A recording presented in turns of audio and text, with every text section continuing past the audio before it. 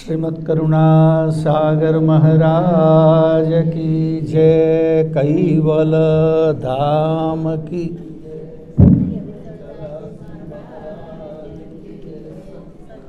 सत केवल साहिब। ओम प्रथम प्रणाम धाम जिनु सकल परापर सरले जाकी शक्त व्यक्त ब्रह्मांड सकल धर जय जय नाथ सनातन सर्व कीर्तारन अखिलानंदय विनाश विलासिक विविध विधारण लोक चतुर्दश द्वंद्व फंद फन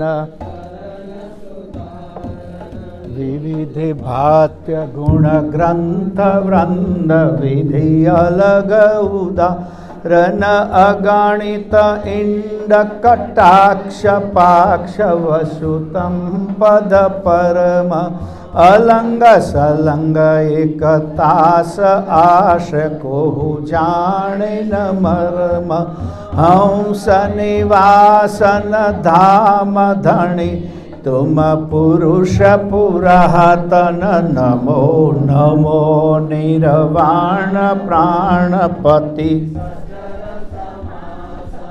प्रकृति बिनो धन्य पुरुष पलक में खलक उपासक अन्य धाम पति देव युगल शक्ति तन आशक तब देवन के देव सकल शिर हो तुम कैवल साक्षिवंत सुत सलंग प्रो पद पुरुष एकल मल जय करुणामय कंथ अंत मध्य आद्य परापर हंस रूप स्तुति कुबेर निज ग्रंथ करण स्वर मंगलाचरण प्रथम यही धरन सजन उर ध्यान अब ग्रंथन प्रारंभ हो सुन हो संत सुजान लोक असंख्य उत्पन्न सप्तदीप सुर धाम सो सब ग्रंथ में वाक्य हो विविध भात्य गुण ग्राम सकल अंग भिन्न भिन्न गति अर्थ बोध शुभ सार कहें कुबेर कर के कहूँ संशय हरन भव पार। आज जय कृष्ण स्वामी महाराज की जय। परम गुरु श्रीमद् करुणा सागर महाराज की जय। द्वितीय कोयराचा श्री नारायण जी महाराज की जय। द्वितीय कोयराचा श्री बलदेव दास जी महाराज की जय। चतुर्थ कोयराचा भगवान दास जी महाराज की जय। पंचम कोयराचा श्री प्रयाग दास जी महाराज की जय। षष्ठम कोयराचा श्री कल्लाह जी महाराज की जय। सप्तम कोयराचा श्री विचल दास जी महाराज की जय। श्री सब संतन की श्री शवदेवन की श्री ज्ञान संप्रदाय की श्री गुरुगादी शारसापुरी की श्री कैवल धाम की सत्संग प्रारंभ का सत केवल साहिब सत केवल साहिब सत केवल साहिब सत केवल साहिब। कैवलम चिदेनम वेनम वयान्नम दिधन्नम लघुयम ममोऽमस्तु निरालम नारायणम महन्नम रणेयम नयेति निर्णेयम जपेनम जपायम कायन्नम मयायम जहानम धाता ध्यन्नम विछंदम विनय जे करोति विवर्जित वस्तु विधि वै विदंतम अचंते नचंतम सुनाति सनातम अगाधं बहोर्धं लहे जन्महादं कुबेरं ते अन्मं श्रीमद करुणा सागर महाराज की जय। कैवल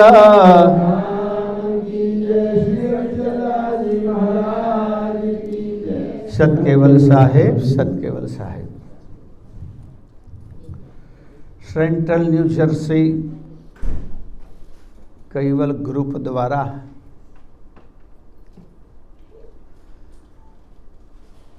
આજે સત્સંગ કાર્યક્રમનું આયોજન થયું છે। આમ તો જ્યારે જ્યારે અહીં આવવાનું થાય ત્યારે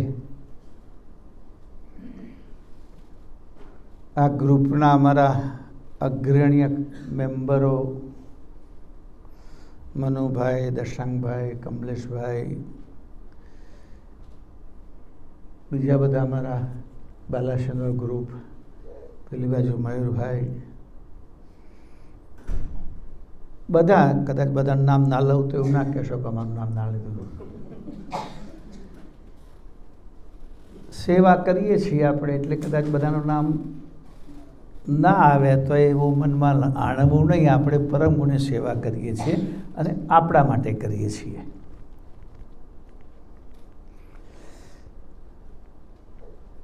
તો છે અમુક જેમને વારંવાર મારે અમારા રાજુવાડા નરેન્દ્રભાઈ જ્યારે આવીએ ત્યારે એમના ઘર જવાનું હોય જ, અને કાર્યક્રમમાં આ બાજુ મારા કૈલાસબેન, બધા ઘણા બધા, પણ બધું જરાક હવે કોમ્પ્યુટરના ડેટા થોડા બહુ,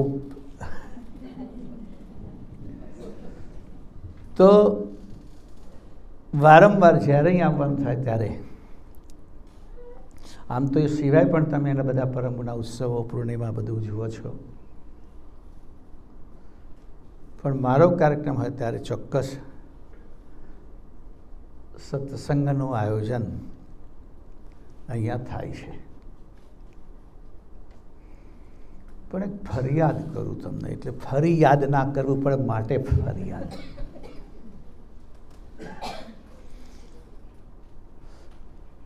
અમે ઘરે દર્શનભાઈના ઘરે ક્યારના તૈયાર થઈને બેઠા હતા, ક્યારેક કોલ આવે ને જઈએ અહીં, સમજ પડે છે? અહીં બિચારા જે કોઈ વહેલા આવી ગયા, આ તો મૂળ વસ્તુ શું છે, ગુનો કોનો? જે મોડા આવે, અને સજા કોને ભોગવવાની? વહેલા આવે। આ કઈનો ન્યાય કહેવાય ભાઈ? આપણે મોડા, અમારે મોડા આવવાનું થાય હતા કે પેલા મોડા હજુ આવ્યા નથી એમની રાહ જોવાની, અને જે વહેલા આવ્યા હોય એમને તપ કરવાનું। એટલા વહેલા આવ્યા એ બધા પછી બીજા સમય વિચાર કરે કે બધા મોડા જ આવતા હોય છે। એટલે હવે હું મનુભાઈને બધાને આયોજકોને કહું કે ભવિષ્યમાં આપણે જે સમય આવે ને એ સમયે આપણે કાર્યક્રમ ચાલુ કરી દેવાનો, પછી બીજા જે આવશે ને પાછળનો મહાપ્રસાદ તો લાભ મળવાનો જ છે ને, બરાબર છે? આ સત્સંગના મહાપ્રસાદ કરતાં પેલો મહાપ્રસાદ મહત્વનો એમના માટે, જે મોડા આવે એમના માટે, બરાબર છે? મને તો એવું, મેં તો સાંભળ્યું છે કે અમેરિકાવાળા ટાઈમના બહુ જ ચોક્કસ હોય, બધું સમયસર જ થાય, પણ એવું નથી। આપણે એરપોર્ટ ઉપર જોબ પર બે જગ્યાએ સમયસર જઈએ, જોબમાં તો જવું પડે ને, એટલે ધ્યાન રાખો। તો કાયમ માટે સત્સંગનું આયોજન થાય છે, પણ આજના કાર્યક્રમનું આયોજન, આજની સભા, અત્યારે આ વખતનો મારો પ્રવાસ એ કંઈક વિશેષ મિશન છે। શિકાગો આપણો કાર્યક્રમ થયો, અહીંથી ઘણા બધા આવ્યા હતા, મને ખબર છે। તમારે તો બસ આવી હતી ને, 30-35 ભક્તો આવ્યા હતા, જોકે મનુભાઈ બસ મોટી કરી હતી, પણ આવ્યા હતા પછી ઓછા। તો એક કાર્યક્રમની અંદર જે વાત હતી મુખ્ય, 250મો પરમગુરુ પ્રાગટ્ય મહોત્સવ।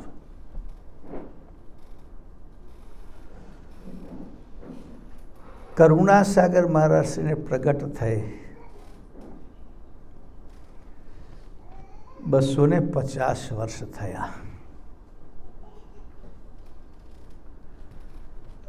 આપણે એમનો દર વર્ષે પ્રાગટ્ય મહોત્સવ ઉજવીએ છીએ, મહાસુદ બીજ. તમે બધા સેન્ટ્રલ ન્યૂ જર્સી ગ્રુપ પણ ઉજવે છે.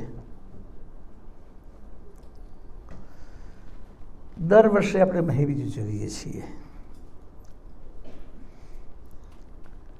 એ પરમ ગુરુને પ્રગટ થયે 249 વર્ષ પૂરા થયા અને આ 250મું વર્ષ ચાલે છે.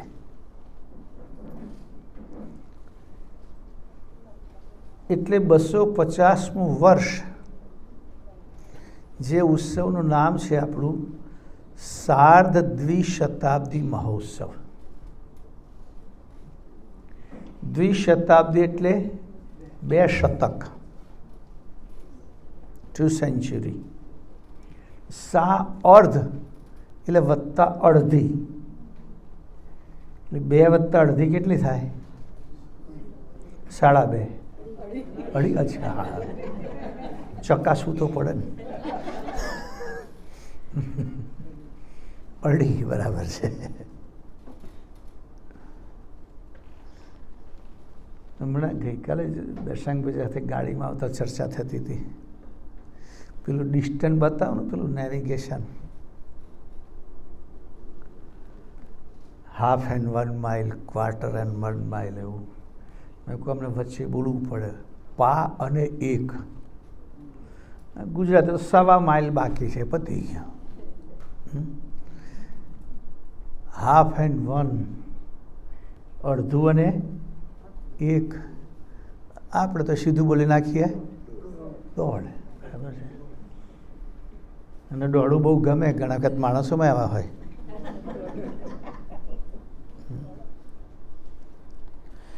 એટલે લોકો ડાયા સારા, પણ હા, એ 1.5 શબ્દ પાછો. તો 250મું વર્ષ એટલે આપણે ગુજરાતી ભાષા, હું કહું છું ભારતની બધી ભાષાઓની જનની સંસ્કૃત. ભારતની તમામ ભાષાઓ સંસ્કૃતમાંથી જ આવી છે.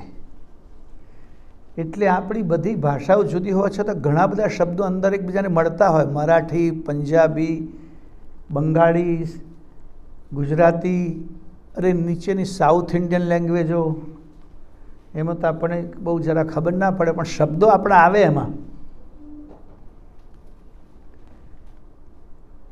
જે શબ્દ ગુજરાતીમાં, એ શબ્દો તમને પંજાબીમાં પણ જોવા મળે, એ શબ્દો તમને હિન્દીમાં પણ જોવા મળે, એ શબ્દો તમને મરાઠીમાં પણ જોવા મળે. ક્યાં કે બધી સંસ્કૃતમાંથી આવેલી છે.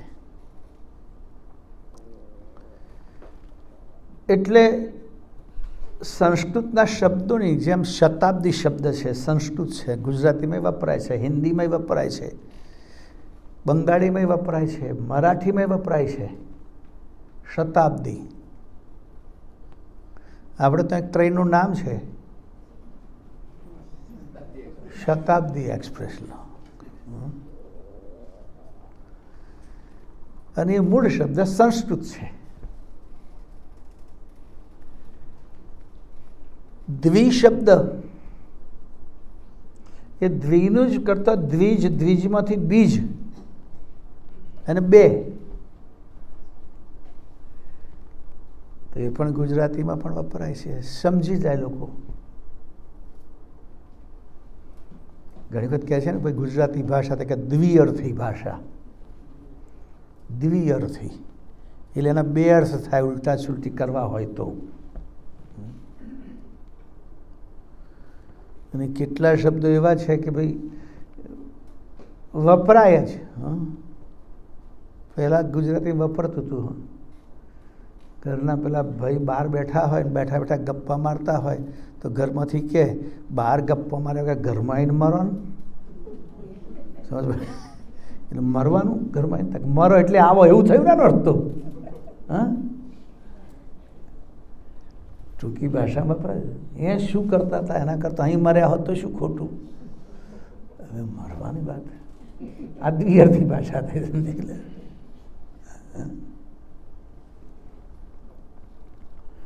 તો એ અર્થમાં દ્વિશતાબ્દી ને સાર્ધ દ્વિશતાબ્દી મહોત્સવ.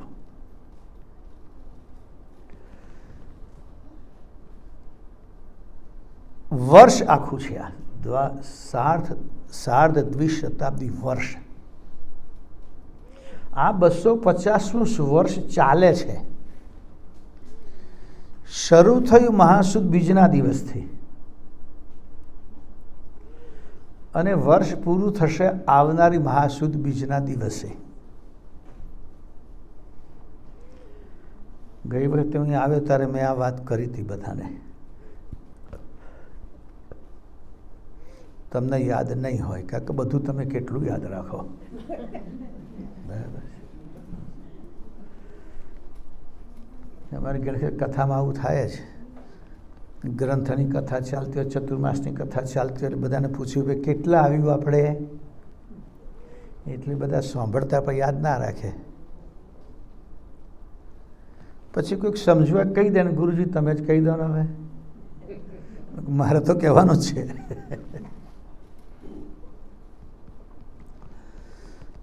તો આવતી મહાસુદ બીજ આ વર્ષ પૂરું થાય છે. 250મું વર્ષ. ગઈ વખતે મેં એ પણ કહ્યું હતું કે આ 250મા વર્ષના પ્રસંગમાં આપણે બધા છીએ એ આપણું સદભાગ્ય છે. 25 વર્ષે આપણે તો ઉત્સવ ઉજવાતો હોય છે. નામ 25 વર્ષ થાય કે સિલ્વર જ્યુબિલી. ખબર છે? રજત જયંતિ ગુજરાતી ભાષામાં કહીએ છીએ રજત. રજત એટલે ચાંદી, અને ચાંદી એટલે અંગ્રેજીમાં સિલ્વર. લે સિલ્વર જ્યુબિલી. ચાંદી નહીં, ચાંદી થઈ ગઈ. આમ 50 વર્ષે આપણે કે સુવર્ણ જયંતિ. સુવર્ણ એટલે ગોલ્ડ, એટલે ગોલ્ડન જ્યુબિલી. જુઓ, સુવર્ણ જયંતિ. તો આ પ્રમાણે 25 વર્ષે આપણે કે લોકો એમ કહેતા હોય છે કે 25 વર્ષે પેઢી બદલાય. વાત સાચી છે ને? કે આપણે જે બાળક આવ્યું હોય 25 વર્ષનું થાય એટલે આનો જુદો સંસાર શરૂ કરી દે, એટલે પેઢી જુદી થઈ ગઈ. આપણે તો તે ક્રમ ચાલે છે. 20-22 વર્ષે લગભગ લગ્ન થતા હોય છે. હવે તકલીફ પડે છે કારણ કે પહેલાં સમાજમાં શોધી લેતા હતા, જરા લાંબુ જોવું પડે છે.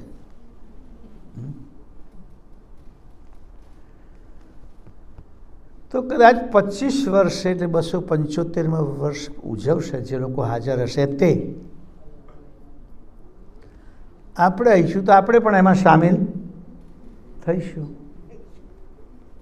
પણ હઈશું કે નહીં એની કોઈ ગેરંટી નથી. ઉંમર થઈ છે એટલા માટે નહીં, ઘણી વખત ઉંમરવાળા રહી જાય, ના ઉંમર થયાવાળા જતા રહે છે. કુદરતના ક્રમમાં કોઈ સિનિયરિટી જેવું હોતું નથી. તો આ વખતે તો આપણે છીએ હયાત.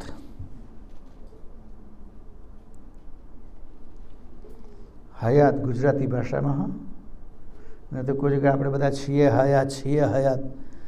તો બધા થોડા બાળકો બેઠે લઈને આવ્યા હતા. કોઈ સ્વામી તમને કે સમજણ પડી હતા કે તમે કે હોટલની વાત કરતા એટલી ખબર પડી? મેં કહું હું તો કે હોટલનું બોલે કે હયાત હયાત કરતા હતા. હા, એ બરાબર છે.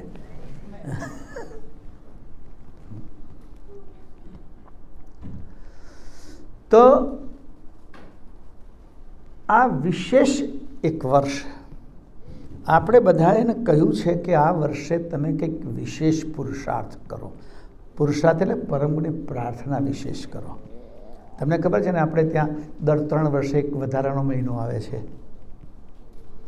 શું કહે ને? અધિક મહિનો. એ અધિક મહિનાનું બીજું નામ છે પુરુષોત્તમ માસ. સાંભળ્યું છે આવું તમે કોઈ જગ્યાએ? ઉત્તમ, પુરુષોમાં ઉત્તમ એને પુરુષોત્તમ.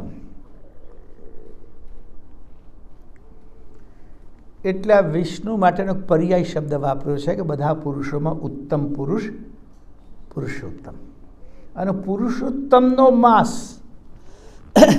એટલે મહિનો કોનો? તો કે ભગવાન માટેનો જ માસ, વધારાનો છે.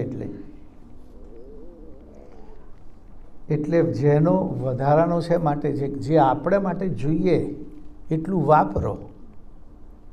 અને આપણી પાસે કશું પણ વધારાનું હોય ને આપણા વાપરતો કંઈક બચી શકે તો એ બધું ભગવાનની સેવામાં સમર્પિત કરો, એમ આપણા મહાપુરુષો આપણા સંકેત આપે છે. 12 મહિના તો તમને કાયમના આપ્યા જ છે ને 3 વર્ષે એક વધારે આપીએ છીએ. તો આ મહિને તમે શું કરો? કે તીર્થ કરો, વ્રત કરો, યાત્રા કરો, પુણ્ય કરો, જપ કરો, દાન કરો. અને મોટે ભાગે આપણે ત્યાં પુરુષોત્તમ માસમાં આવું જ થતું હોય છે. અધિક મહિનામાં બધા લોકો આવું જ કરતા હોય છે. કોઈ એક ટાણું કરે, ભોજન એકટાણું બહુ મહત્ત્વનું છે. હા, આરોગ્ય માટે ખૂબ ફાયદારૂપ છે.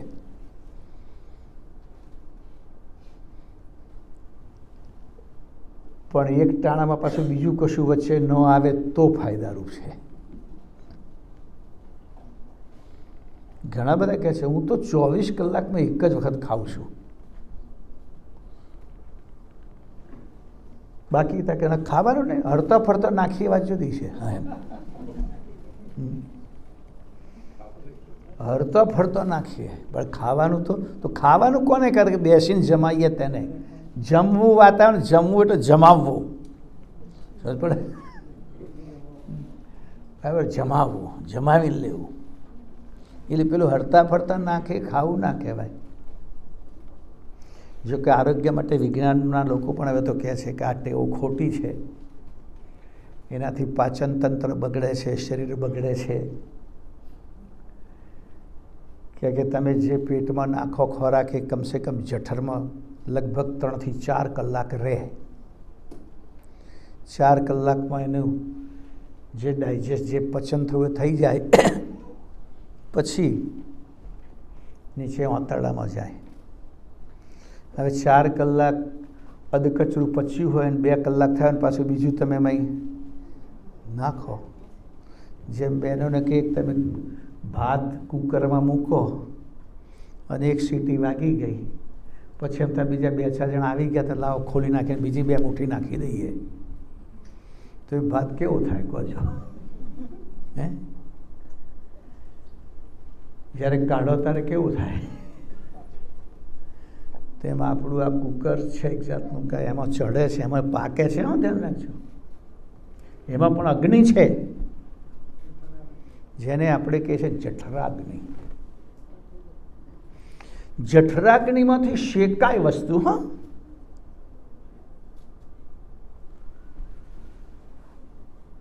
એક વાત તમને જાણવાની પણ ગમ્મતની બે કહું. હમણાં આ રીતે અમેરિકામાં ફરું છું એટલે પરિવાર મને એક સિટીમાંથી બીજા સિટીમાં બીજા ભક્તના લગભગ 100 માઇલ જવાનું હતું. તેમની કારમાં જતા હતા. તો પેલી એની કોઈ પ્રસિદ્ધ બ્રાન્ડ છે ને કોફીની, શું કે સ્ટારબક? હા, સ્ટારબક. તે કંઈક સ્ટારબક આવ્યું. મેં કહું આ શું કઈ જાતનું બગ છે પાછું? પેલા પીતા છે કે આ કહેશે કોફી બહુ મોંઘી આવે, એવું કંઈક હોય છે. બીજી કોફી કરતા મોંઘી હોય. હા હા. ત્યારે મેં એક વખત વાંચ્યું હતું મોંઘી કોફી વિશે. દુનિયામાં મોંઘામાં મોંઘી કોફી, ગૂગલમાં સર્ચ કરજો તમે, એક્સપેન્સિવ, વર્લ્ડ એક્સપેન્સિવ કોફી. એ કોઈ બ્રાન્ડથી નથી વેચાતી. દુનિયાની મોંઘામાં મોંઘી કોફી. મારી સાથે યંગસ્ટર પણ બેઠા હતા, 2 છોકરાઓ. એટલે એ પણ મેં કહ્યું તમને ખબર છે આ મોંઘામાં મોંઘી કોફી કઈ રીતે પ્રોડક્ટ થાય છે? તો કે ના. મેં કહ્યું દરેક કોફીના બીન્સ જે હોય એને બેક કરવા પડે, શેકવા પડે. શેક્યા પછી એને ગ્રાઇન્ડ કરવા પડે. શેક્યા વગર તો ગ્રાઇન્ડ થઈને કોફી કોઈ સ્મેલ જ ના આપે. કેટલીક કંપનીઓ છે તમને ફ્રેશ ગ્રાઇન્ડ કરીને આપે. તો કે તમને ખબર છે, પણ મેં કહું આ જે મોંઘા મોંઘી કોફી છે એ કોકના પેટમાં નાખી શેકીને પછી બહાર કાઢવામાં આવે છે. પહેલાં કે આવું તો હતું હશે, પણ સાચું છે. બધા તમને કહું છું, ગૂગલમાં સર્ચ કરજો. આ કોફી એટલા માટે મોંઘી છે કે જે એના સ્પેશિયલ કોફીના બગીચામાં આ કોફીનું ફ્રૂટ તૈયાર થાય, પાકે, એને વીણી લેવામાં આવે અને એના માટે સ્પેશિયલ કેટ, એની સ્પેશિયલ કેટ એટલે બિલાડી, હજારોની સંખ્યામાં લોકો બિલાડીઓ પાડે, પાંજરામાં પૂરેલી હોય. એ બિલાડીને આ કોફી ખવડાવે, એ ખાય એટલે ઉપરનું બધું ખાઈ જાય, પણ આનો જે બીયો હોય એના પેટમાં શેકાય પછી બહાર આવે, એને ભેગો કરીને પછી ગ્રાઇન્ડ કરે, એની મોંઘા મોંઘી કોફી થાય. આ સ્ટોરી હું બનાવેલી કહેતો નથી તમને. આ ગૂગલમાં તમે શોધશો તો તમને મળશે કે આ રીતે આ કોફી પેદા થાય છે. એટલે એ પણ જઠરાગ નહીં થયું ને, એમાં શેકાય છે, બહાર નહીં શેકવાની, જઠરાગ નહીં. એટલે આપણા પેટમાં આ જે ખાઈએ છીએ જઠરાગ નહીં, જઠરનો અગ્નિ. અગ્નિના બહુ પ્રકાર કયા છે. એમાં નિમ્ન કક્ષાનો ઉતરતો અગ્નિ જે કશામાં ન વપરાય એ ચિત્તાનો અગ્નિ કહેવાયો છે, સ્મશાનનો અગ્નિ. એકદમ નિમ્ન કક્ષાનો અગ્નિ. એ અગ્નિ કોઈ કામમાં લઈ શકાય નહીં. આપણા શાસ્ત્ર અલગ અલગ પ્રકારના અગ્નિ કયા છે. તો આ એક ટાણું કરે તો સારો છે, શરીરને ફાયદો છે. આપણા મહાપુરુષે ઉપવાસની જે વાતો કરી છે એમાં બહુ તથ્ય છે. અને હું અનેક વાર કહેતો હોઉં છું કે આપણો ધર્મ એની સાથે પર્યાવરણ એટલે એન્વાયરમેન્ટ, એની સાથે આપણું હેલ્થ, આરોગ્ય, એની સાથે પરિવાર. આપણા વેદોએ લખ્યું છે, આપણા શાસ્ત્રો, માતૃદેવો ભવ, પિતૃદેવો ભવ, આચાર્ય દેવો ભવ, અતિથિ દેવો ભવ. માતા પિતા દેવતા સમાન છે, એમની સેવા કરો. અતિથિ પણ દેવતા સમાન છે. આવે તો કે પહેલાં તો અતિથિ આવે એટલે એક સમય હતો, પાછા મૂકવા જાય, ભાગોળ સુધી જાય, આવજો આવજો આવજો. અને હવે તો કહી દે આવજો એટલે ના, ફરી ના આવતા. આ તો ના કહેવાનું સંગી છે ને. આપણે તો કશું ના કહેવું કઈ રીતે કહો તમે? હાથે હાલે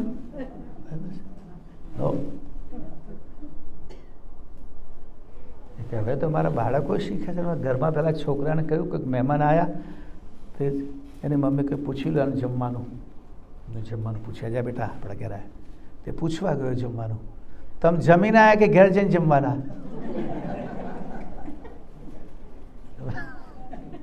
એટલે આવું પૂછવા મોકલ્યો છે. સંસ્કારનો વિષય છે. તો આ 250મા વર્ષમાં સર્વાધિક પરમ ગુણ સેવા આપણે કરીએ એવા વ્રત માટે મેં બધાને ખાસ આવાહન કર્યું છે. આ 10 ડિસેમ્બર ભાદરવા સુદ પૂર્ણિમા યાદ રાખો. પરમ ગુરુ પ્રગટ થયા એ તિથિ છે મહાસુદ બીજ, મહી બીજ. અને પરમગુરુ કૈવલધામવાસ થયા એ છે ભાદરવા સુદ પૂર્ણિમા. આપણે પ્રગટ દિવસ ઉજવીએ છીએ, પરમગુરુ નિર્વાણ તિથિ ઉજવતા નથી, કારણ કે મહાપુરુષોની તિથિ ના ઉજવતા નથી. બરાબર છે. ભાઈ શ્રી કૃષ્ણ પ્રગટ થાય જન્માષ્ટમી બધાને ખબર છે, પણ પારધી બાણ કઈ તિથિ મારી કોઈને ખબર છે ના.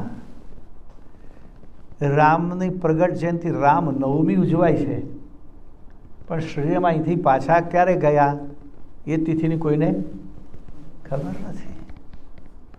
એટલે આપણે તો મહાપુરુષોનો પ્રાગટ્ય જયંતિ જ ઉજવાય, એટલે પરમગુરુની પ્રગટ જયંતિ જ આપણે ઉજવીએ છીએ. પરંતુ એ દિવસને એક વિશેષ કારણે આપણે યાદ કરીએ છીએ. પ્રગટ પરમગુરુ તો પંચદેહ તો દિવ્ય દેહ તો છોડી દીધો હતો, પણ જ્યારે નાણદાસજી મહારાજ શ્રી દિવ્ય પરમગુરુના દિવ્ય દેહને જ્યારે પરમગુરુ કૈવલધામવાસ થયા, એ પરમ વિશેષ અંશ કૈવલધામ સિધાવ્યો, ત્યારે એમણે કહ્યું કે મારો દિવ્ય દેહ છે, મારે હવે કામનો નથી, માટે હું અહીં છોડીને જઉં છું. બાકી બીજા કોઈ દ્વીપમાં દેહને છોડ્યો નહોતો.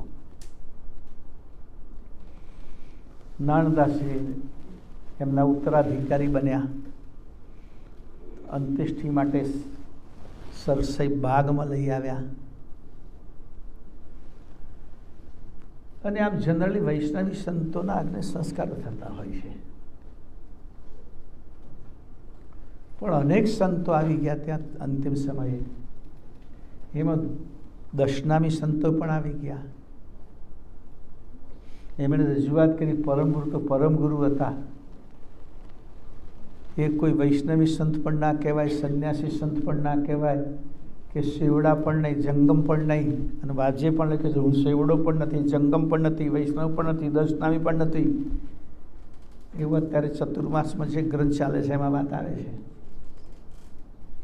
એટલે કે આમને તો સમાધિ, જલ સમાધિ અથવા ભૂ સમાધિ આપો, કે મહીસાગર નદી નજીક, એ કે જલ સમાધિ આપો. આજે કેટલા સંતોને જલ સમાધિ આપે છે લોકો.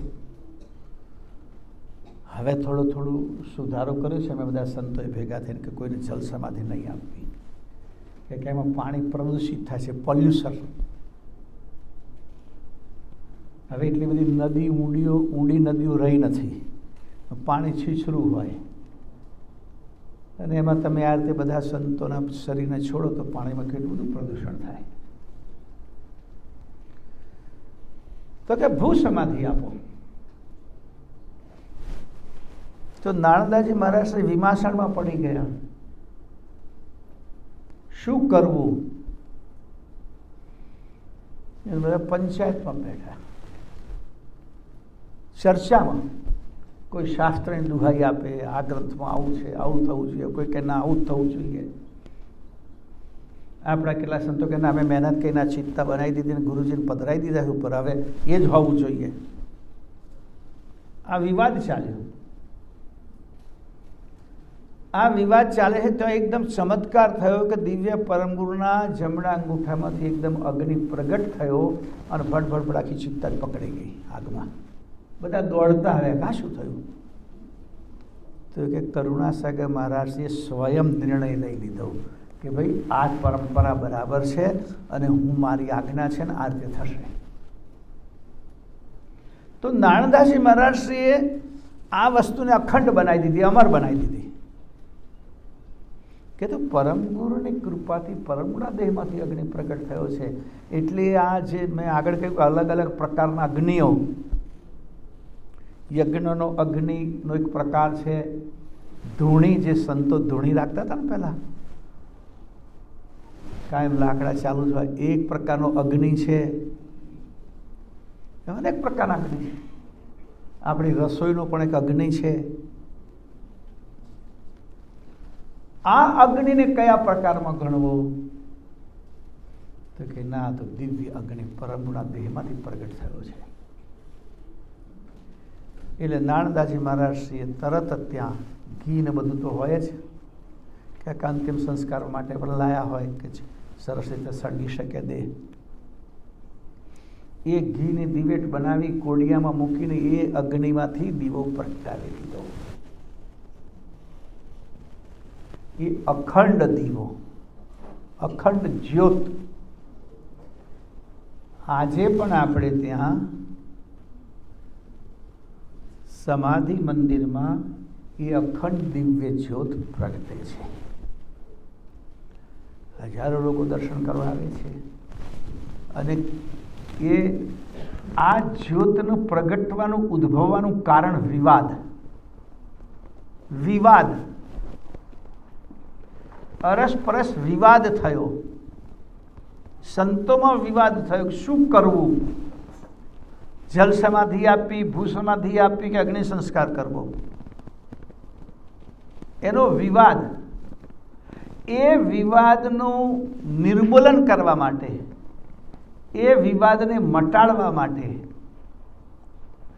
પરમ ગુરુએ એમના દેહમાંથી દિવ્ય અગ્નિ પ્રગટ કર્યો.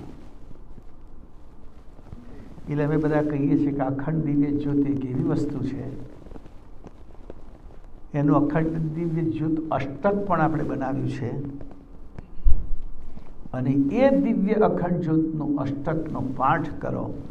એ દિવ્ય જ્યોત અષ્ટકમાં તમે ઘી અર્પણ કરો તો આપણા જીવનના પણ જે કંઈ વિવાદ હોય એ વિવાદ શમી જાય છે.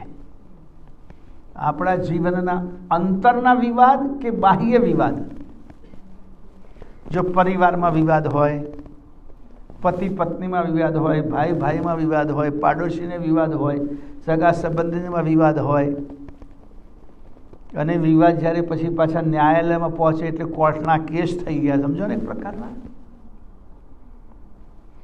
એ આપણા જીવનમાં કલહ આપણને દુઃખી કરી નાખે. આપણા અંદરના વિવાદ,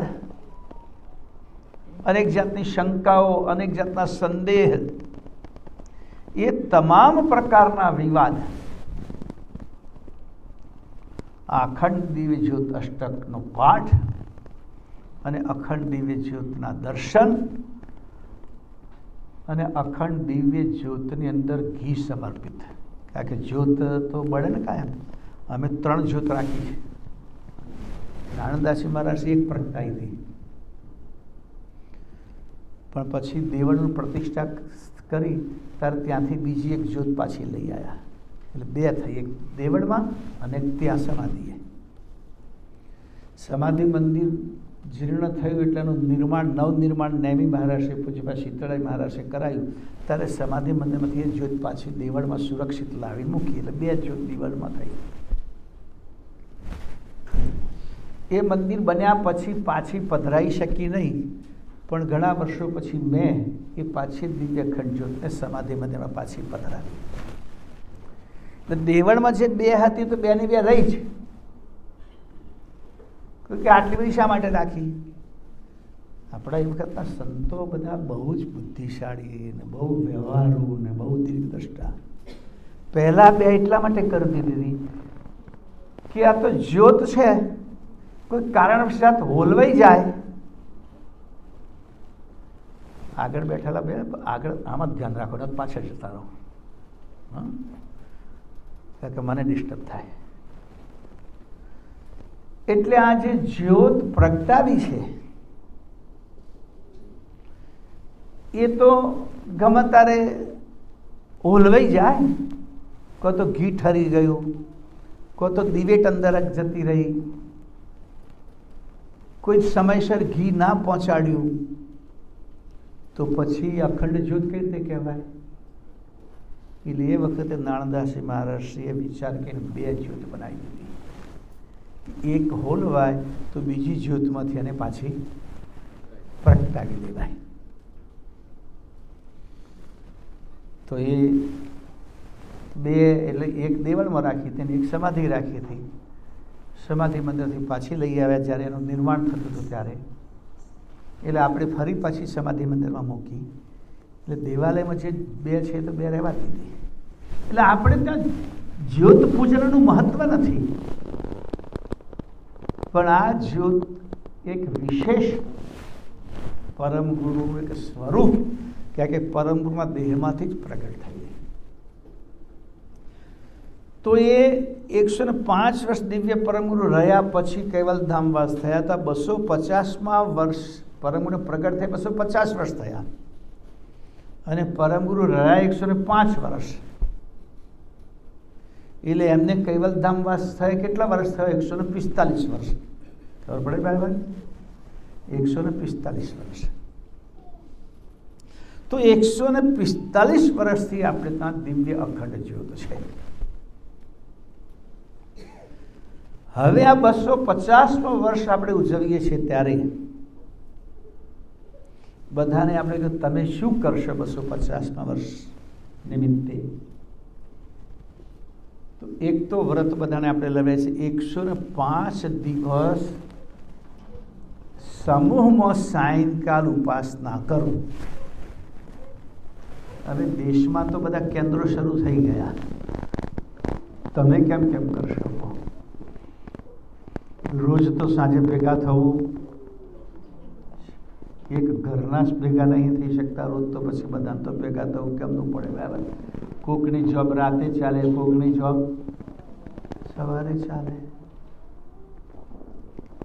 અને કદાચ બેની દિવસે ચાલતા તો રાત્રે પોતાના પરિવારમાં જ ભેગા થઈએ. હમણાં અમારું શિકાગો મંદિર, શિકાગો ખાતે કૈવલ જ્ઞાન યુથ ચાલે છે. એ યુથમાં મારા બેન છે રાધિકા, એનો મારા પર મેસેજ આજે જ આવ્યો.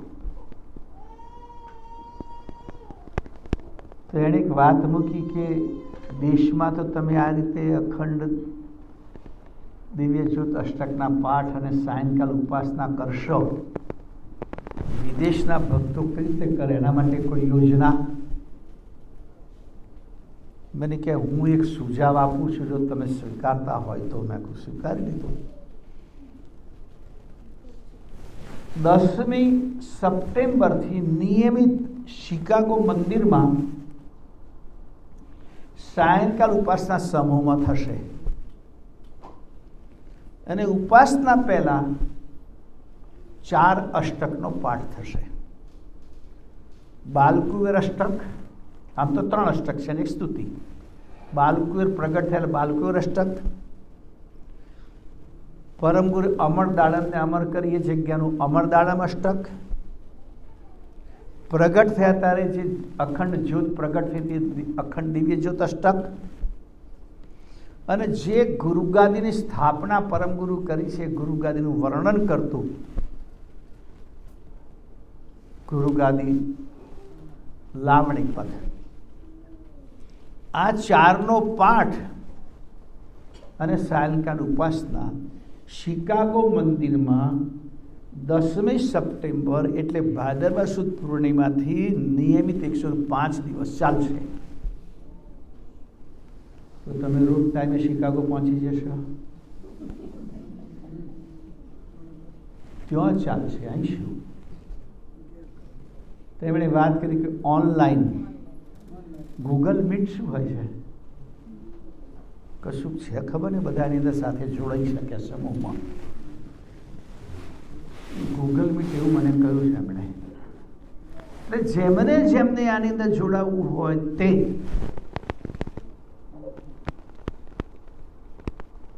જો મને વોટ્સએપ પર મેસેજ કરે, અથવા તો શિકાગો તમારી પાસે કોઈ નંબર હોય તો તમે વોટ્સએપ મેસેજ કરો, તો તમને લોકો ગૂગલ મીટની લિંક મોકલી આપશે. કારણ કે મને લિંક મોકલવી પડતી હોય છે ને, પાછું કે એનો પાસવર્ડ હોય ને એમાં તમારે એન્ટર થવું પડે, એમાં એડ થવું પડે.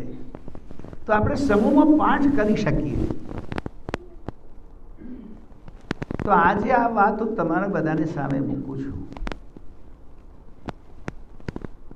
કે આ સમૂહ પાઠ રોજ સાંજે સાયંકાલ ઉપાસનાનો આપણે ઘરમાં બેઠા, ઘરમાં તો ઘરમાં કોઈ કદાચ સ્ટોરમાં હોય તો ત્યાં ઊભા પણ ચાલુ કરી શકે. કંઈક એવી જોબ હોય બેઠા કરવાની ખુરશીમાં, તો ત્યાં બેસીને પણ આપણે ચાલુ કરી શકીએ. પણ એ સમયે આપણે પાઠમાં જોડાઈ શકીએ. મારી વાત બધાના સુધી પહોંચી? 10મી સપ્ટેમ્બર ભાદરવા સુદ પૂર્ણિમાથી આ સમૂહ પાઠ શરૂ થાય છે.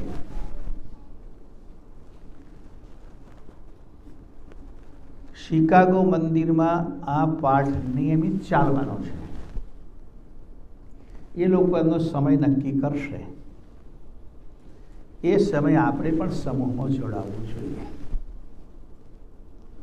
એના માટે તમને લિંક મળે.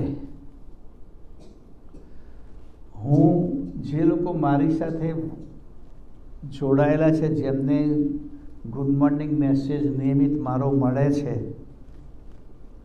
કોઈને? કેટલા લોકોને મળે? હાથ ઊંચો કર્યો તો અહીંયા. આટલા બધાને જુઓ છો તમે? રોજ જુઓ છો ખરા? એમ સાંજે ટાઈમ મળે ત્યારે જોતા હશે ને? સવારમાં જુઓ છો? એટલે તો હું એમ છે કે ઉપર ગુડ મોર્નિંગ લખું, નીચે ગુડ ઇવનિંગ લખું, એટલે જ્યારે જુઓ ત્યારે. બહુ સારી વાત છે. તો એની અંદર હું આ લિંક મૂકી દઈશ. એ ગુડ મોર્નિંગ મેસેજ જે મારા આવે છે, ગઈ વખતે મેં અહીંયા નંબર જાહેર કર્યો હતો. જે લોકો હજુ પણ કોઈને ખબર ના હોય નંબરની, તો કોઈને પણ પૂછે અથવા તો ફરી બોલી જાઉં. હું બોલું તો બધા પાસે આવી ગયો છે લગભગ, રાઈટ? એટલે મને લાગે બોલવાની છતાં બોલું છું. +1 કરી 91 તો કરું. +1 નહીં કરવાનું, ખાલી +9 1. ભારતનો નંબર છે એટલે +1 પછી 91 972631 9787 એવું કંઈક છે. હું બોલી એટલે મને મારો નંબર આ મગજ કોમ્પ્યુટરવાળા એટલે બહુ યાદ રાખવાની જરૂર પડતી નથી, પણ છતાં તમને કહું છું.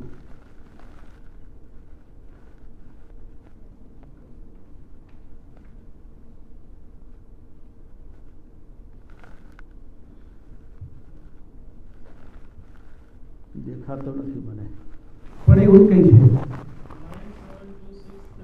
972631 9787, રાઈટ? હું એ જ બોલે છો કે પણ મનમાં છતાં છેલ્લે પણ 9787 કે 98 છે, આ બધું ગડબડ થઈ જાય. એટલે ફરી બોલી જાઉં છું. +91 972631 9787 આ નંબર છે. પણ યાદ રાખો, તમારે કશું કામકાજ હોય ને, આ વખત પૂરતો જ હું આ નંબરમાંથી, તમે બીજું કંઈ કામ તો આ નંબર ના વાપરશો. કારણ કે હું આ નંબરમાં આવેલા મેસેજ જોતો નથી, પણ નંબર વગરના કોઈના મેસેજ આવે એટલે મને ખબર પડે કે અમને કદાચ આમાં એડ થવું પડશે. એટલે એમાં હું આ લિંક મોકલીશ. એક વાત આ. બીજી વસ્તુ, ગુરુ ગાદીમાં 10 સપ્ટેમ્બરથી એટલે ભાદરવા સુદ પૂર્ણિમાથી ડિસેમ્બરની 23 સુધી બરાબર 105 દિવસ થાય છે. ડિસેમ્બરની 23 તારીખ સુધી આ અખંડ દિવ્ય જ્યોત અષ્ટકના સામૂહિક પાઠ આખો દિવસ ચાલવાના. સવારે 7 વાગે પાઠ કરવા વાળા લોકો ગુરુગાદીમાં આવી જવાના. રોજ 250 લોકો આવવાના. આવે એટલે પહેલી પ્રાતઃકાલ ઉપાસના કરશે સમૂહમાં, અને આ બધું કાર્ય થશે સમાધિ મંદિરે, જ્યાં પરમ ગુરુના અંતિમ સંસ્કાર કર્યા હતા ત્યાં, અને બાકીના આપણા 5 આચાર્યોના પણ અંતિમ સંસ્કાર ત્યાં થયેલા છે. એ સમાધિ મંદિર ઉપર રોજ નિયમિત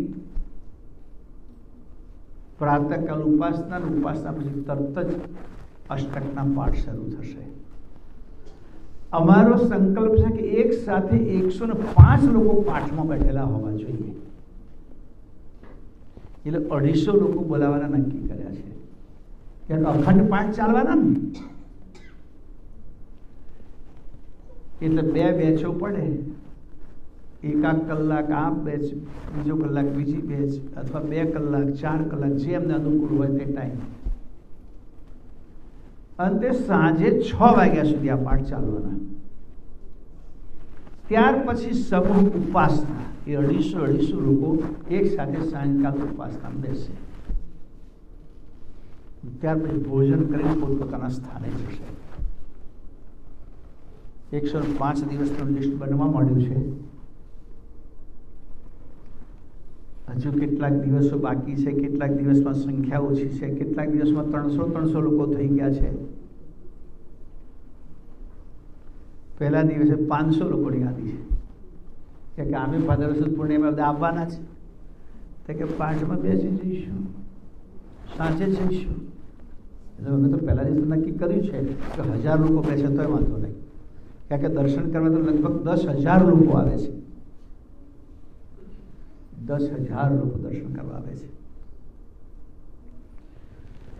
તો એ 105 દિવસ પાઠ ચાલવાના છે.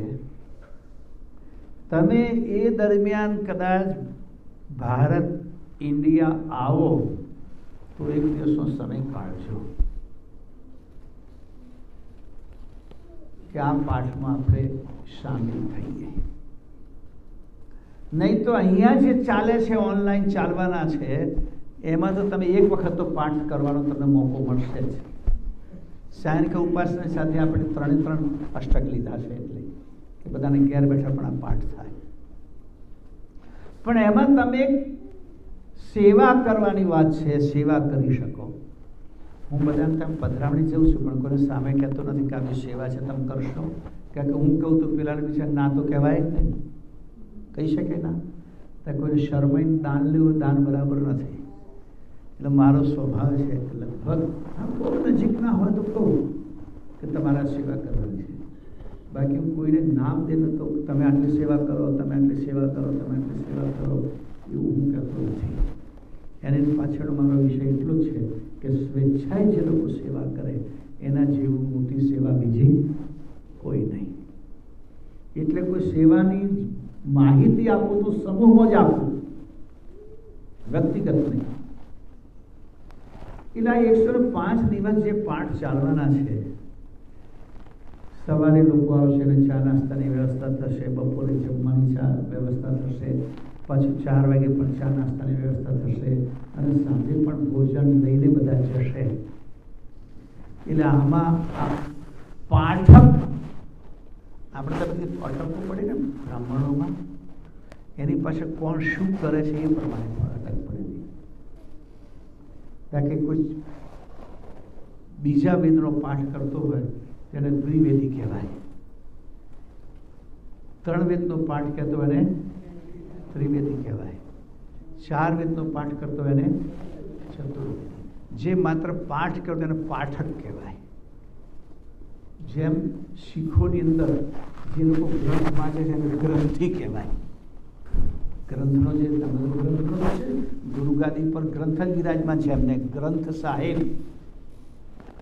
અને એનો પાઠ થાય.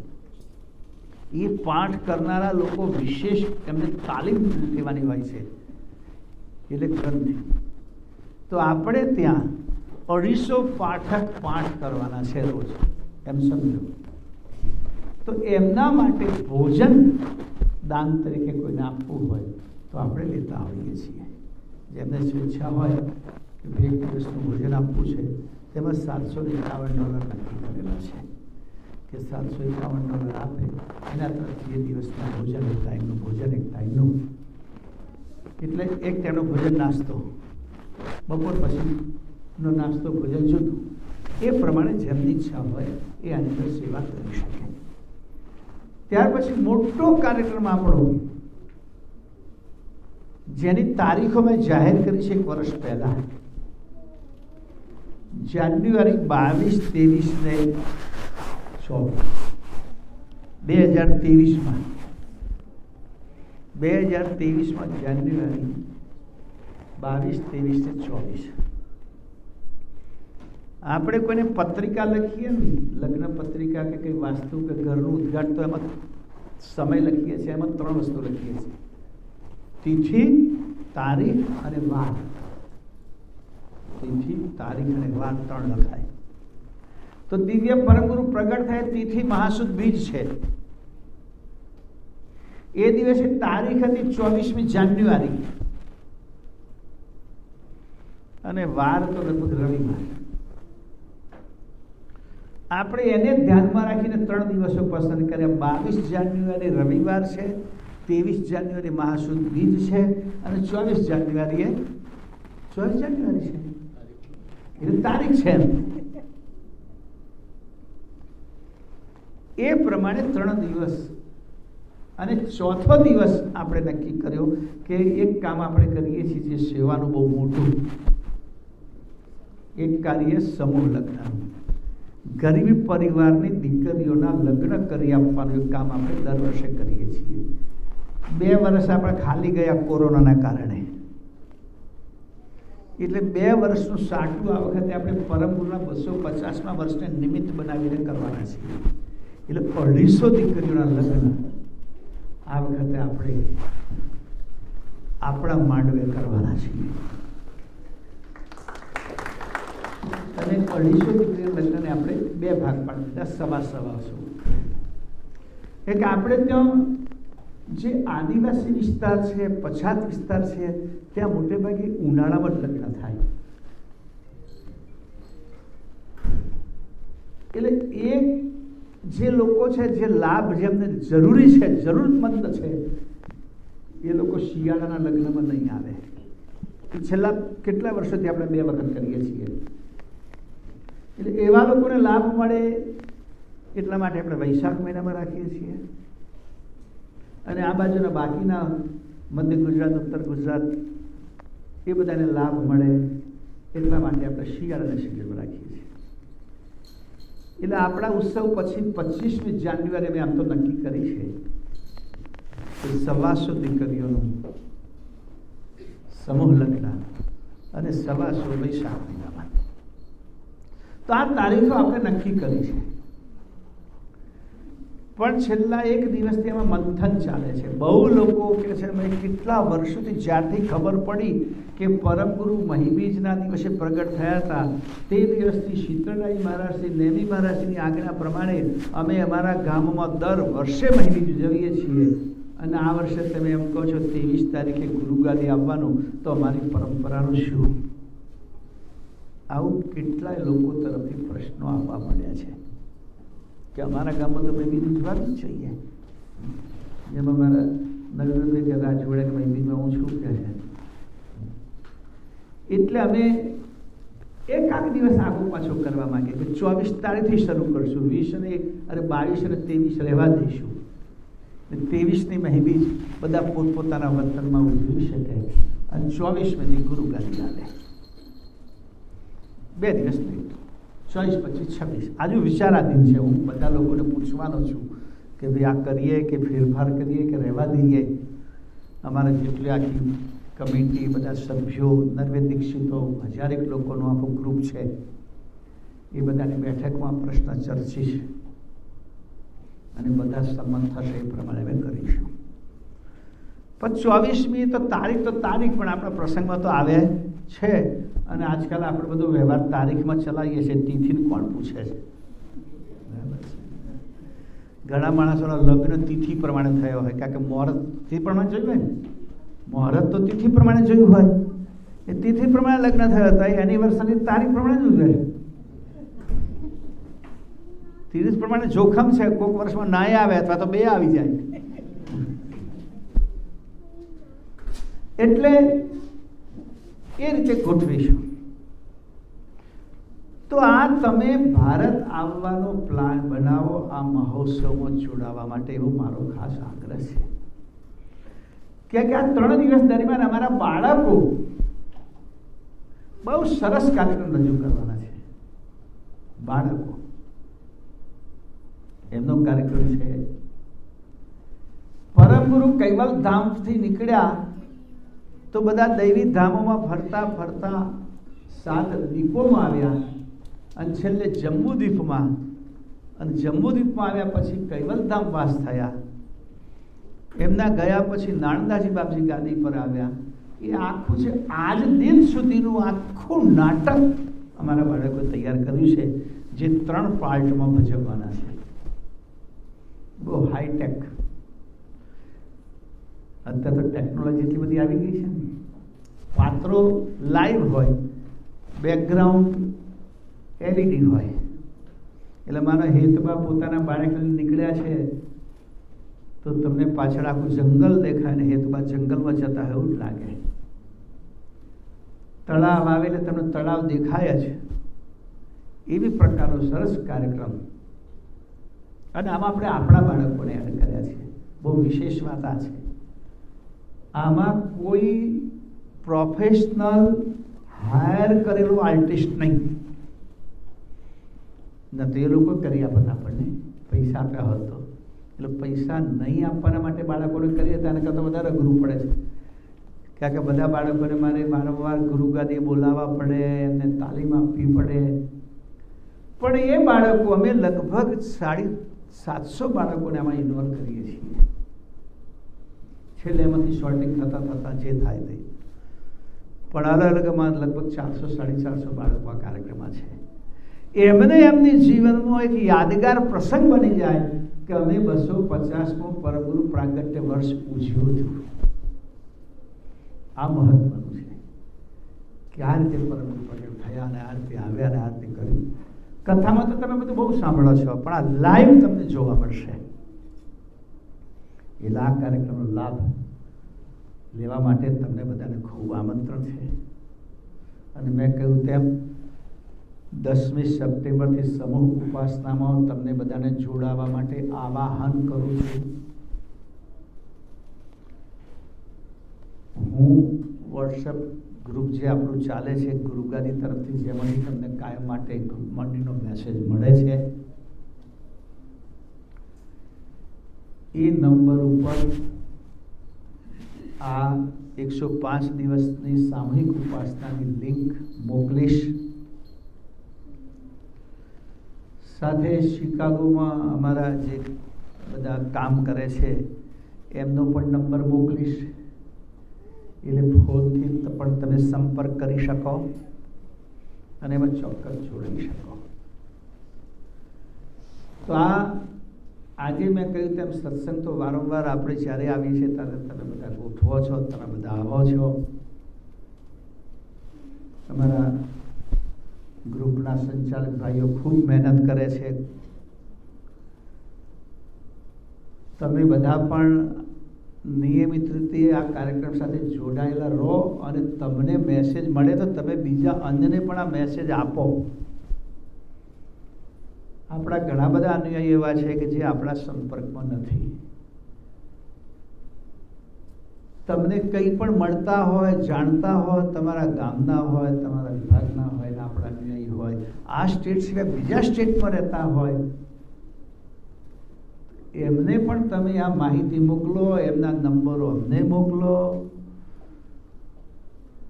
તો આપણે એમનો સંપર્ક કરી અને પરમ ગુરુની આ દિવ્ય યાત્રામાં આપણે એમને જોડી શકીએ અને પરમ ગુરુના જ્ઞાનનો લાભ એમને પણ મળે. કે આવું દિવ્ય પરમ ગુરુનું જ્ઞાન દિવ્ય છે. અને આ વર્ષે તમને ખબર છે પંચમ સ્વસંવેદ ગ્રંથ વિશે ચાલે છે બધું કામ.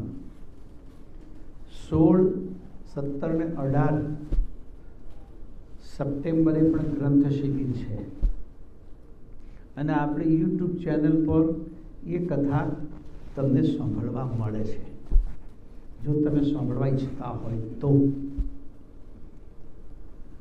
પંચમ સ્વસંવેદનું જ્ઞાન અદ્ભુત જ્ઞાન છે, જે તમે કદી કલ્પના પણ નહીં કરી હોય કે આવું બધું જ્ઞાન.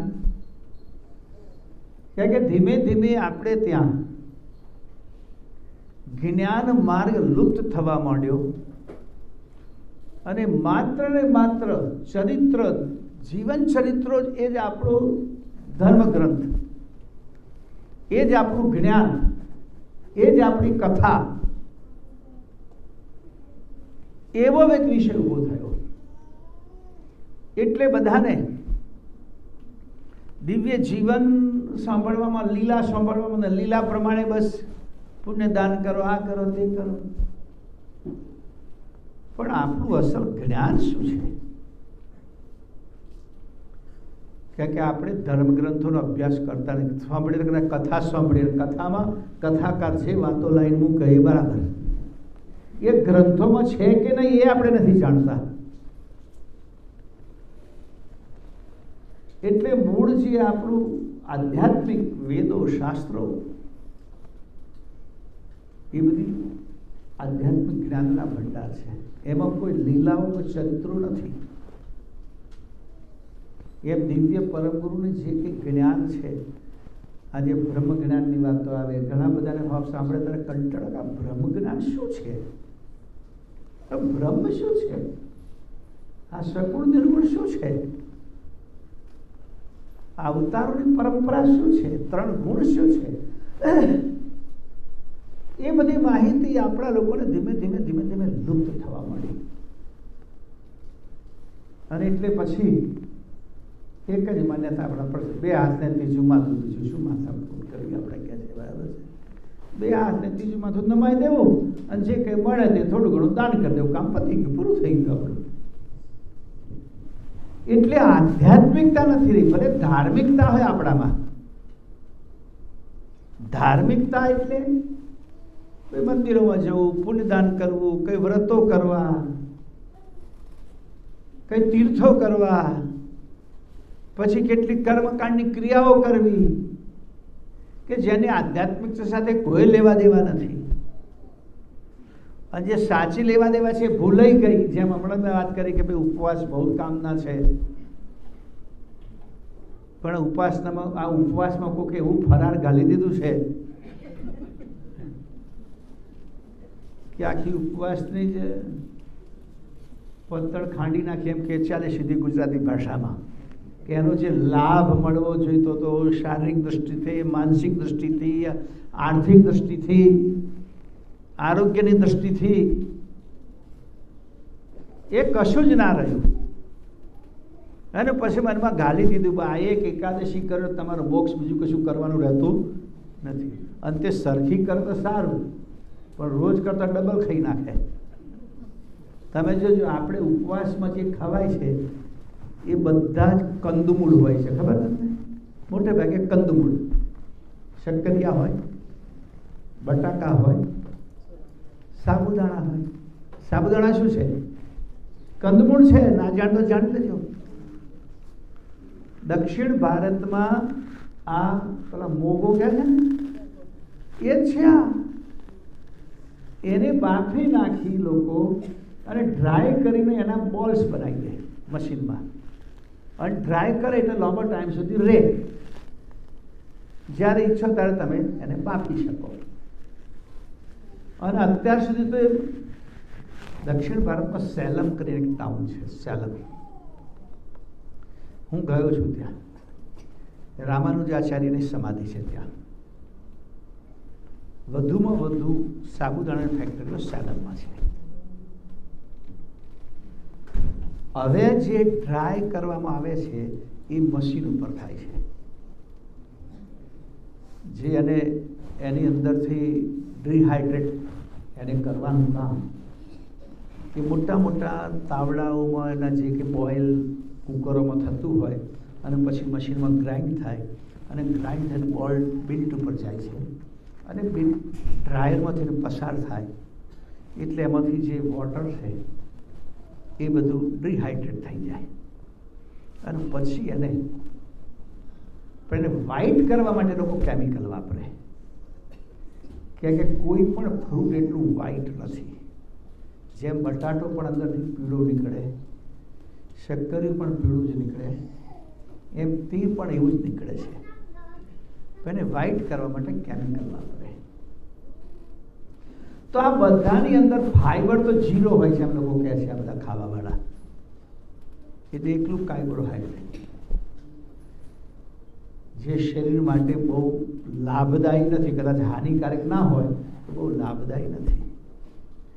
પણ આપણે આ બધું જોતા જ નથી અને એવી રીતે અપનાવી દીધું છે કે જેમાં આધ્યાત્મિકના ખરેખર તો મોક્ષ તો તે રીતે થાય કે તમે જપ કરો, ઉપાસના કરો, પ્રાર્થના કરો અને સાથે સાથે હમણાં જ અંગમાં કહ્યું હંસતાલા ગ્રંથમાં કે જે બંધન પેદા કરે આપણને એવા કર્મ છોડો અને પાપ છોડો, પાપ કર્મો છોડો, નિર્મળ જીવન જીવો અને ગુરુ મહારાજને સર્જનાની ભક્તિ કરો. આ જ મોક્ષનું કારણ છે. બાકી નદીમાં ડૂબકી મારો તોય ન મારો તોય.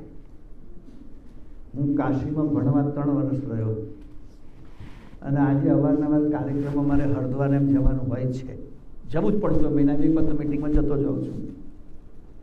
હું 3 વર્ષ રહ્યો તો કોઈ દિવસ ગંગા સ્નાન કરવા નથી ગયો. અને આજે હરિદ્વાર જો બધા સંતો સાથે ફરવા જવા હું ડૂબકી નથી મારતો. બધા મને કે તમે, મેં કહું મને બહુ ઠંડી લાગે એટલે. પણ 1-2 જણે કહ્યું પણ મને બહુ આગ્રહ કે તમને ખબર છે ગંગામાં ડૂબકી મારવાથી તમારા બધા પાપ ધોવાઈ જાય. મેં કહું આપણે કરતા નથી પછી ધોવાનું રહેતું જ નથી. તમે બધા ધોવો કારણ કે તમે કર્યો હશે એટલે. કહેવાનો મતલબ ગંગા પાણીમાં એવું કોઈ કેમિકલ નથી કે તમારું અંદરના પાપ ધોઈ નાખે. ગંગાજળનો મહિમા છે કે અત્યારે જેમ કોરોના આવ્યા પછી સેનિટાઈઝરનો કેટલો મહિમા વધી ગયો, બરાબર છે. અમે કોઈના ઘરે બોટલું બહાર મૂકેલું જ હોય, તો કારમાં પણ હોય. એમાં ગંગાજળ એક પ્રકારનું સેનિટાઈઝર હતું કારણ કે એવા ખડકોમાંથી આવતું હતું કે એની અંદર એવા મિનરલ્સ હતા કે જે મોટાભાગના બેક્ટેરિયા ખલાસ કરી દે. પણ હવે નથી રહ્યું કારણ કે ત્યાં એટલી બધી ગંદકી, એટલી બધી પોલ્યુશન કે આપણને નાહવાનું ન ગમે. જ્યારે સ્વચ્છ ગંગા હતી ત્યારે ચોક્કસ હતું. હવે કોઈ કહેશે છે કે ઉપર જઈએ તો ત્યાં હવે નથી મળતી કારણ કે જ્યાં આપણે પહોંચ્યા ને ત્યાં કમસે કમ પ્લાસ્ટિક તો પહોંચાડી દીધું છે અને એટલું બધું ગંદકી કે ના પૂછે. એટલે હૃદયને સાફ કરે એવી કોઈ વાત હોય તો પ્રાર્થના, ઉપાસના. પરમગુરુ મહારાજ કહે છે કે તેજ માટે કર શુદ્ધ ઉપાસના, સેવતો વાસના સર્વનાશે. આપણી વાસનાઓ નષ્ટ થાય તો આપણે પવિત્ર થઈ જઈએ. તો આ આધ્યાત્મિક બધી વાતો, ધર્મમાં જે કંઈક આપણો કચરો ઘૂસ્યો છે એને દૂર કરવાનું કામ દિવ્ય પરમગુરુએ કર્યું છે. અને 250માં પ્રાગટ્ય વર્ષ નિમિત્તે આપણે પરમના ગ્રંથોને વધુ વધુ સાંભળીએ, વધુ વધુ સેવા કરીએ, આ પ્રાર્થના ઉપાસના વધુ કરીએ એવો સંકલ્પ આજે લઈએ. અને બધાને આવાહન કરું છું કે તમે 10મી સપ્ટેમ્બરથી સમૂહ ઉપાસનામાં અને પાઠમાં ચોક્કસ જોડાજો. અને એનાથી ગુરુ મહારાજે આપણને ખૂબ કારણ કે ઉપાસનાથી પરમ ગુરુ રાજી રહે. સત્કર્મ એટલે સત્કર્મનો મતલબ શું? દુષ્કર્મ નહીં કરવું તે સત્કર્મ જ છે, ધ્યાન રાખજો. દુષ્કર્મ નહીં કરવું એ સત્કર્મ છે. ઘણા માણસો કે સાધુ થઈએ તો મોક્ષ થાય. સાધુ ના થાવ પણ સીધા થાવ તો મોક્ષ થાય જ. કદાચ સાધુ ના થાવ અને સીધા થાવ તો પણ મોક્ષ થાય. એટલે સત્કર્મ ના કરો પણ દુષ્કર્મ છોડો એટલે જે થાય બધું સત્કર્મ જ હોય એ ચોક્કસ. અને એમાં પરમગુરુ રાજી થાય, ગુરુ મહારાજ રાજી થાય એટલે આપણા પર કૃપા વરસાવે, આપણું જીવન બધી રીતે ધન્ય બને. એટલે હું પણ પરમને પ્રાર્થના કરું કે તમારા બધાનું જીવન ધન્ય બને. ગુરુ મહારાજ તમને બધાને પાવન જીવન આપે અને એ રીતે આપણે કૃપાપાત્ર બનીને ગુરુ મહારાજની કૃપાનો પ્રસાદ લઈ અને આનંદ અનુભવીએ એ અભ્યર્થના સાથે અહીંયા આજનું પ્રવચન આપણે પૂરું કરીએ છીએ. જય કૃષ્ણ સ્વામી મહારાજ કી જય. ગુરુ શ્રીમદ કરુણા સાગર મહારાજ કી જય. દ્વિતીય કુવેરાચાર્ય શ્રી નારાયણદાસજી મહારાજ કી જય. તૃતીય કુવેરાચાર્ય શ્રી બલદેવદાસજી મહારાજ કી જય. ચતુર્થ કુવેરાચાર્ય શ્રી ભગવાનદાસજી મહારાજ કી જય. पंचम कविराचार्य श्री प्रयागदास जी महाराज की, षष्ठम कविराचार्य श्री शीतलदास जी महाराज की, श्री विठल्ला जी महाराज की, सब संतन की, श्री शवदेवन की, श्री ज्ञान संप्रदाय की, श्री विभागी शारसापी की, श्री कैवल धाम की, तथा सत्संग गुणावती का सत्य साहेब सत्य